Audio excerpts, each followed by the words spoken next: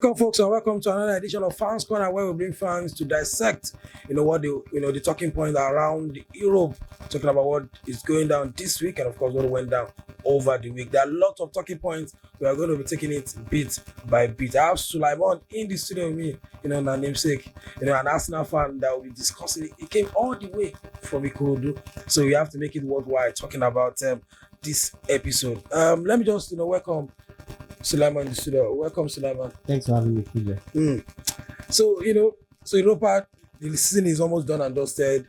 Europa League is gone. We're waiting for the FA Cup. We're waiting for the Champions League. We're even waiting for the Conference, League as well. But away from that, we have seen the squad lists from Kroos, Italy. But the most talking points over the week was the omission of Rashford, and of course the inclusion of Eze and the exclusion of Olise in the French national team. Well, let's start from Rashford. Are you surprised in a way that Rashford is being omitted, or you feel like because it's international football, he should be included? I'm not surprised that he has been omitted from the squad. He has had a woeful season by a standard from the previous season. He scored 30 goals in the previous season, and this season he has just scored 8. Then also his body language when playing for Manchester United has been somehow. He doesn't track back. He doesn't fight for the team. He doesn't run for the team. So I'm not surprised that he has been omitted. And in his position, England has stars. They have a bunch of talents going forward. So if you don't up your game, players like Saka, Bowen, Eze that we are talking about, that made the squad have fought for this squad. They've played so well this season. So I don't think Rashford, I'm not surprised that he has been dropped. He has had a woeful season. So we are taking account of having a woeful season, but we are talking about a guy who has 151 caps for the national team. You are going for a competition like this every 4 years. You need the experience. So you are not talking about the experience in the last season. We are talking about 4 years. So you are taking a look at the whole season in 4 years. And this is a guy, so you just shut off his caps as an experienced member, a senior player in the team in terms of leadership. So if you talk about playing without no body language for Manchester United, but he played so well when he put on the Three Lions jersey. So is it not a case of dropping your most trusted soldier because of form? No, I don't think it's that case. I think Gareth Southgate has looked at Rashford as a player. I think there's a lot of off-the-field issues that we don't know about. And I think dropping him is the right decision. We are talking about the experience. Henderson was dropped from the squad. He's an experienced player also. Some players may be missing. Maguire, if he's fit. Luke Shaw, if he is not fit. Those players, they are experienced players for England at the international stage. They've been to the World Cup semi-finals. They played at the Euro finals. Same for Rashford. But if your performance level has dropped, you are in a very competitive squad. And England going to every tournament they want to win. So the coach himself has to take the best of the players. So your experience won't matter if your performance has dropped, and it has dropped drastically. So let's leave Rashford and let's even leave Eze.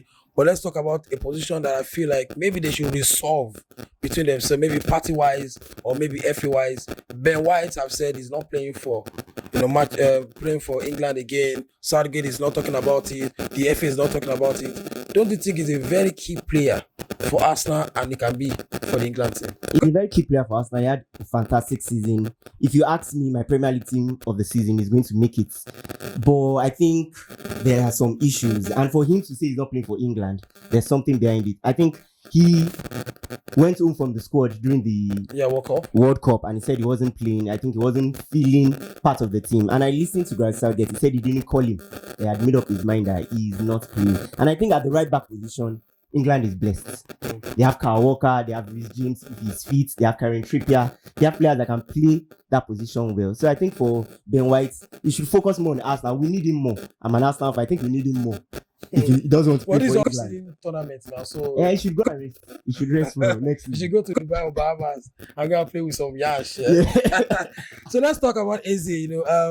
Bad news for Nigeria. In the case if you find a way to get included, because it's a 3-man list, it still be cut down to 26. So if you find a way to get into that list and play, that means he's not eligible for Nigeria again. But talking about the season he had with Crystal Palace, it's a worthwhile color for him. Yes, it is. He has had a very good season. Crystal Palace have had a very good second half of the season since Roy Hodgson left. They've had a very good season. Players like Olise, John-Philippe Matete, and even Eze, they've risked their game. We saw the way they dismantled Aston Villa. So I think Eze's call-up is very crucial. But is he going to make the squad? I'm not sure. I'm not sure he's going to make that squad. But it's a big loss for Nigeria. So I'm thinking Eze is a very good player. He plays with flair. He has that X factor that you need in big tournaments. He has that X factor. And Olise, I think Olise needs to sit down and just think. So he was left out of the French squad. So if you now talk about, you wax lyrical about Eze, Mateta, blah blah blah, but Eze had a very good season as well, but he found a way not to get into the squad for next time. So it looks like at the end of the day for managers, it's not about form, it's about loyalty. Yeah, I think it's about loyalty, and I think sometimes because the managers look beyond what we see. Yeah, sorry to cut you short, because you can't take him all the way from Saudi Arabia back to the squad. Yeah, the managers sometimes look beyond what we see just on the field of play. Maybe they look at Can you help us see? Yeah, no, I can't see. I can't see what they see. But I think the managers look beyond what they see. But I'm surprised that Olise didn't make any of the squad. I think he should just come and play for Nigeria. That's Sulaiman saying, Olise, see, they don't regard you. If you play for Nigeria, you play AFCON every 2 years. Yeah, every time we call you. If no day for himself, we'll call you. So let's move away from that and talk about Kroos. It was a shock to the footballing world that because he was begged back into the squad, talking about the German squad, but people felt like, okay, can still do one more year for Real Madrid, but he said he's not doing anymore. Did it come out like a shock to you, or you feel like maybe he has had it because he had a very good season this season, so he can actually have a bad season next season and will not have we're not raising a high ball, but he said he's not doing anymore. I think Kroos is doing the right thing. You leave when the ovation is loudest. He may end up winning the Champions League, which I don't see them winning though. He may end up winning that, then going to the Euros, which Germany is hosting. Just the perfect timing. He doesn't have to win those tournaments. He has won the biggest of it, of the World Cup. He has won the Champions League several times. Different league trophies in Spain and in Germany. He's leaving when the ovation is loudest. Perfect for him. And I think when you look at his age, he was called back into the German team, started playing. He's leaving when the ovation is loudest. Perfect timing for him. Go to the Euros with your country. Even though if you lose out, you're in your country, you're signing out on the biggest stage. Perfect for him. He has had a fantastic career. Some players would beg to have that kind of career.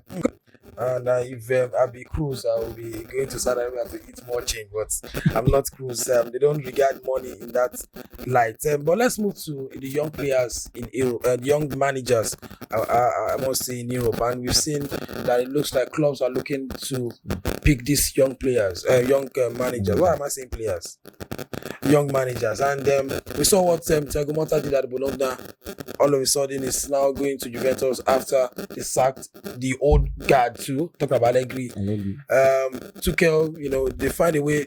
Are you going to stay? Are you not going to stay? Finally, they left Tuchel and they're bringing another young manager who had just 5 wins in the Premier League. Talking about Vincent Company. And the guy that did the one that's back-to-back promotion for Ipswich, finished second behind Leicester City in the Championship.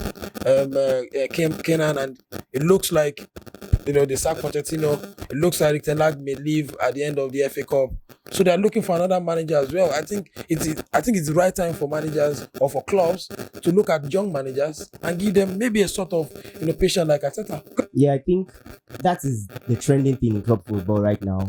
Young managers coming up from nowhere. The Ipswich manager, back-to-back promotion, fantastic.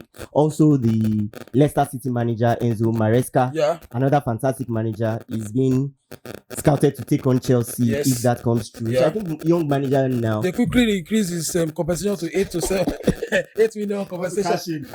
Come on, they want to cash in on him, and I think even for Bayern too, they want to hire Vincent Company. I think young managers now, football is evolving.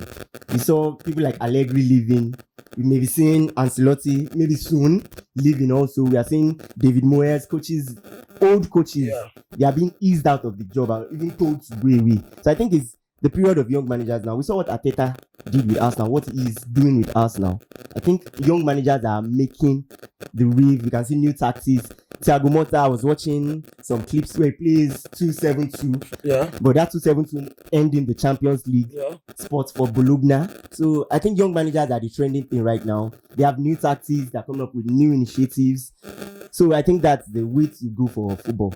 But before I let you go, let that conversation go. Let's just talk about company. He's going to a Bayern Munich team who went trophyless for the first time in 12 years. They sacked their manager. They have the influx of big ego. We have to talk about the big ego. You have Kimmich, you have Sané, you have Harry Kane, and you are looking at a Vincent Company who had a very bad season. We have to call a spade a spade. They had a very bad season. Just 5 wins in 38 matches in the Premier League is very bad. Is it not like it's not too big a job for Vincent Company? Looking at where it's coming from, Anderlecht to Burnley, now to Bayern, I think it's a very big job. It is like a mountain for him to climb. But if you look at, he did well at Anderlecht, did well at Burnley, at the Championship, in the Championship, but in the Premier League they were nothing to write him about in Premier League. They had a very woeful season, a lot of mistakes. But I think from the tactics point of view, I think he's good. He's a very good manager. But going to Bayern, I think that would be a mountain for him. He played in Germany with Hamburg, and I'm hearing that he speaks German fluently. So that's another plus for him. Yeah. But thinking it's a mountain to climb. The Bayern team, anybody taking on that Bayern team has to come in and win trophies next season. Because losing to Bayern Leverkusen, which I think they didn't expect, and even going trophyless, which I enjoyed because of Harry Kane, the Arsenal part of it. So going trophyless, any manager coming in has to kick the ground. He has to win trophies next season. But handling the players in that German team, in that Bayern team, will be something he has to work on. But as a young manager, he can maybe be on a par with them. Maybe the egos won't really clash as a manager. So I'm seeing that job as a very difficult job for him, but he has to take the job first. Then let's see how he perform. So talking about the mountain to climb, how can Arsenal climb the mountain of Pep Guardiola next season? As an Arsenal fan, Olumide, they said it's a gradual process. But this like the fifth, Arteta is going to his 6th season. So how can he do the season next season differently to compete? Because at the end of the day, Pep Guardiola is saying I'm not going, and they said he's getting closer to leaving Man City to staying at Man City. So if he's leaving at 2025, that means he wants to do another record of winning the EPL 5,000 on the bounce. So how do you now, as an Arsenal fan, if you want to give advice to Arteta to fight and climb that mountain, which of course Pep Guardiola built in the Premier League?